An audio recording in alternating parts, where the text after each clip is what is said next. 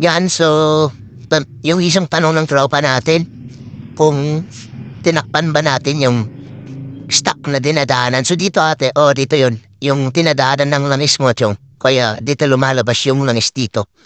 So sa akin naman yung ace, hindi ko tinakpan. So pinawayaan ko na lang din na, so may magtatanong dyan kung mahina yung ng fuel dito. So, hindi, mga chong. Malakas din siya. Kasi yung ginamit natin na tube is, yung butas, medyo malaki. So siguro, example lang to mga chong siguro mga ganito, mas malaki dito, ng kaunti, dito itong butas na to, yan. Okay lang naman yung kahit hindi nyo takpan, okay lang naman kasi, ang importante doon is, madami kayong oil. Kasi yung oil nito is 1.2. Yan, 1.2 na yung oil nito. Kasi malaki yung, niya, oil cooler niya. Wala namang problema, mga chong, isipin nyo na lang, pag, pag ikot ng makina dyan, magkakalat na yung oil. Siyempre, may pupunta dito, mas malakas pa rin yung pupunta dito sa oil cooler kasi mas malaki yung butas niya. Yan, kasi dito sa stock nito, malit lang yung butas nito.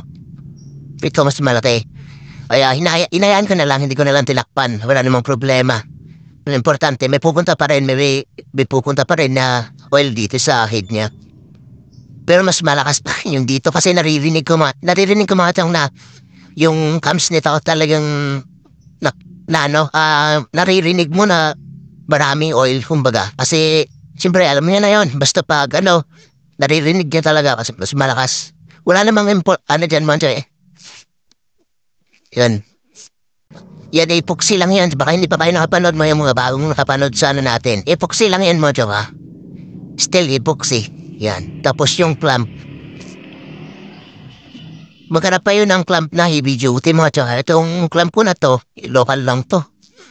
Pag pinahigpitan mo, balik sa kaya local lang din yan. Yung clamp ko. Yan o. Ito yung return niya, pamunta sa head. Yan. DIY lang din. Ako lang din nagkabit dito mga chong. Yan, di ba? Okay lang mga chong. Yun lang, pa sa inyo. Okay lang.